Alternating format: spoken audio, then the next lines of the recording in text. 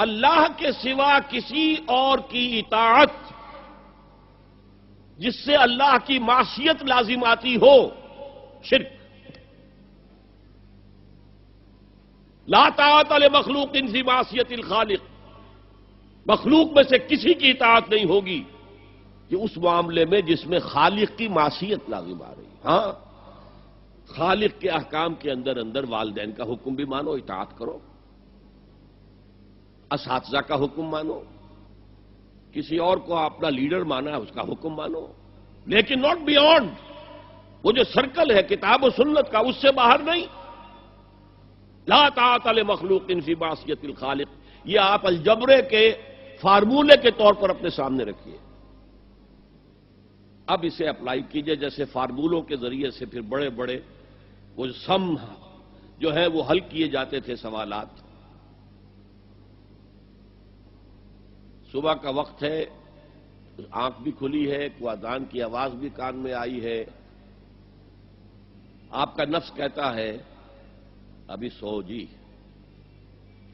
آپ نے اپنی چادر یا کمبل کو درست کیا اور کروٹ لی اور سو گئے۔ یہ کیا ہے؟ آپ نے کس کا حکم پیچھے پھینکا اور کس کا حکم مانا؟ اللہ کے حکم کو پیچھے پھینک دیا، نفس کے حکم کو آگے رکھا۔ یہ شرک، اس شرک کو جاننے والے بہت کم ہیں۔ مولانا روم نے خوب کہا تھا، نفس ماں ہم کم ترس فرعون نیست لیکن ایراعون نیست۔ میرا نفس بھی فرعون سے کم نہیں ہے۔ فرعون نے کہا تھا نا، الیس لی ملک مصر وہذہ الانہار تجری من تحتی، کیا اس ملک مصر کی حکومت میری نہیں ہے؟ اور سارا جو یہ آب پاشی کا نظام ہے، انہار کا نظام ہے، وہ میرے کنٹرول میں نہیں ہے؟ جس کا چاہوں موگا کھلا رکھوں، جس کا چاہوں بند کر دوں۔ یہ تھا خدائی کا دعویٰ، انا ربکم الاعلی۔ تو مولانا روم کہتے ہیں میرا نفس بھی اس سے کمتر نہیں ہے۔ وہ کہتا یہ جسم میرا ہے، اس پر میرا حکم چلے گا، میں نہیں جانتا کون اللہ کون رسول، کیا حرام کیا حلال۔ تو فرعون سے کم تو نہیں ہے میرا نفس، لیکن ایراعون اس کی بہت مدد تھی، فوج تھی، لاؤ لشکر تھا، تو اس نے زبان سے بھی کہہ دیا کھل کر انا ربکم الاعلی۔ میں مسکین ہوں، غریب ہوں، میرے پاس کوئی طاقت نہیں ہے، میں زبان سے تو کچھ نہیں کہہ سکتا، اندر سے میرا نفس یہی کہتا ہے۔ یہ نفس کی حکومت قرآن کہتا ہے، میں حیران ہوتا ہوں، دو جگہ یہ مضمون آیا ہے، ارأیت من اتخذ الہہ ہواہ افانت تکون علیہ وکیلا۔ اے نبی تم نے دیکھا اس شخص کو، اس کے حال پر غور کیا جس نے اپنی خواہش نفس کو اپنا الہ بنا لیا ہے۔ اللہ اکبر، الہ، لا الہ الا اللہ، کلمہ توحید کا مرکزی لفظ یہاں آ رہا ہے، من اتخذ الہہ ہواہ، جس نے اپنی خواہش نفس کو اپنا معبود بنا لیا، الہ بنا لیا۔ افانت تکون علیہ وکیلا، کیا آپ ایسے شخص کی کوئی ذمہ داری لے سکتے ہیں؟ سود حرام ہوا کرے جی، حرام ورام، ہمارا دھندا جو ہے وہ آگے بڑھ نہیں سکتا، تو اللہ کے حکم کو پیچھے ڈالا، نفس کے تقاضے کو آگے رکھا۔ کون معبود ہے آپ کا؟ نام عبداللہ رکھیے، نام عبد الرحمن رکھیے، ہے عبد النفس، نفس کے بندے، نفس کے غلام۔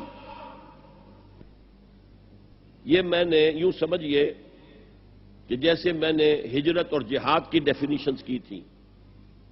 ہجرت کا بیس کیا ہے؟ پوچھا گیا ایو الہجرت افضل یا رسول اللہ، اے اللہ کے رسول بتائیے سب سے اعلیٰ ہجرت کون سی ہے، افضل؟ فرمایا ان تہجر ما کرہ ربک، ہر اس چیز کو چھوڑ دو جو تمہارے رب کو پسند نہیں۔ آج رات ہی سے آپ ہجرت شروع کر سکتے ہیں۔